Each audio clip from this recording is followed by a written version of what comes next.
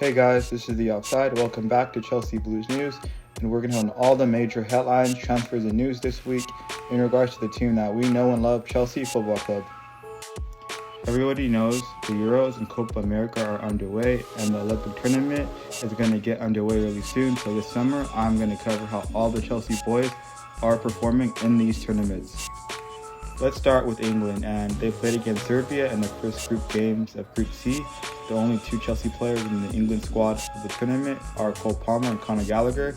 If you were to ask me before the game which one of the two was going to play in this game, I would have said Cole Palmer easily.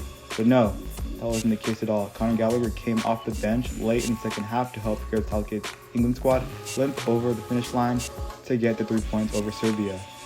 But it doesn't end there, because there's always more when it comes to Chelsea. Cole Palmer was trending on X the next day.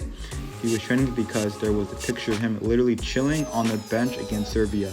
Online, fans were commenting, questioning Southgate's decision in benching Cole Palmer, and also questioning the players that came on instead of him.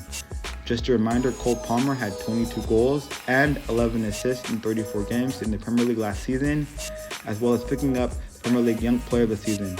The England team is stacked with quality players, but if a player like Conor Gallagher can pick up minutes, why is Cole Palmer not getting featured as well?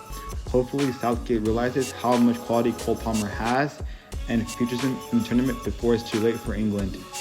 Now let's talk about a player who I have high hopes for, and that is Kendry Paez, who featured alongside Moise Caicedo for Ecuador's warm-up games before the Copa America.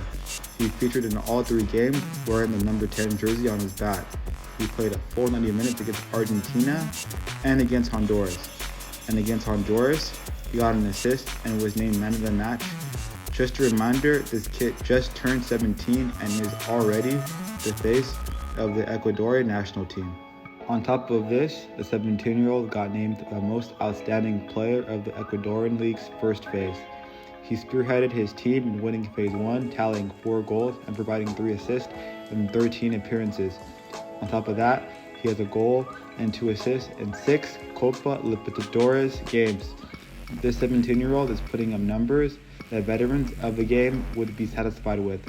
I'm excited to see what he does at Copa America. It seems like the sky's the limit for Kendry. Now let's move on to some less hopeful news. And Mikhail Mudryk featured for Ukraine as they lost 3-0 to Romania.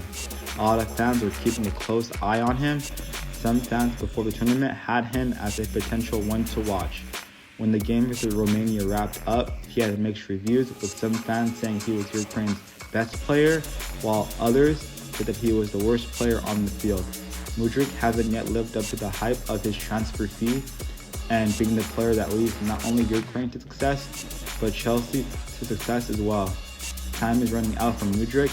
Do you think Mudryk can live up to the hype with some players and coaches in the past when he was in Shakhtar, saying he is a player that could potentially win a Ballon d'Or?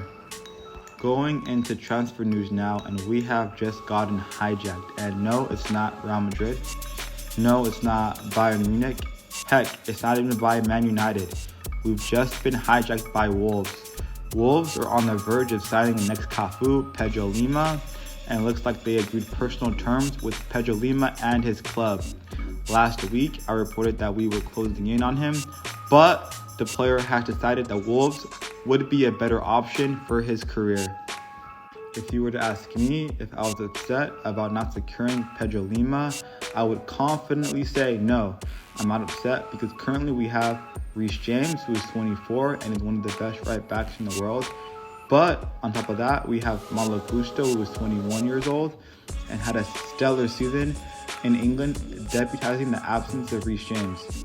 I say we focus on getting a long-term left back because even though I like Marc Cucurella, he needs competition, and Ben Chilwell hasn't been the same since he won the Champions League in 2021. Going on to the next transfer news of today, this is reported by Fabrizio Romano and other reliable journalists, and it is that Atletico Madrid just rejected a £30 million move from Chelsea for striker Samu Omoro Dion. The 20-year-old scored 9 goals and 1 assist and stands at a whopping 6 feet 4 inches. Last week, we were in for John Duran, and that move is currently stalling because of Duran's wage demands. Chelsea are currently looking for a striker to compete with Nicola Jackson next season.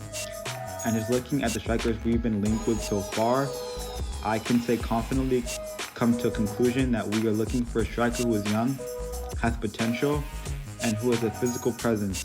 Chelsea going in for a striker from Atletico Madrid might mean that they are looking for an alternative to John Duran, or maybe this can be a negotiation tactic to get Aston Villa to lower their demands for Duran. Last transfer news of today, and it is that Ian Maatsen is on the verge of signing for Aston Villa for a reported fee of a little north of £35 million. Ian Maatsen had a stellar season for Dortmund, but Chelsea's board of directors feel like Ian needs to go to raise money for the club. Ian came from our academy, and selling him for that amount of money makes the most sense to our board of directors.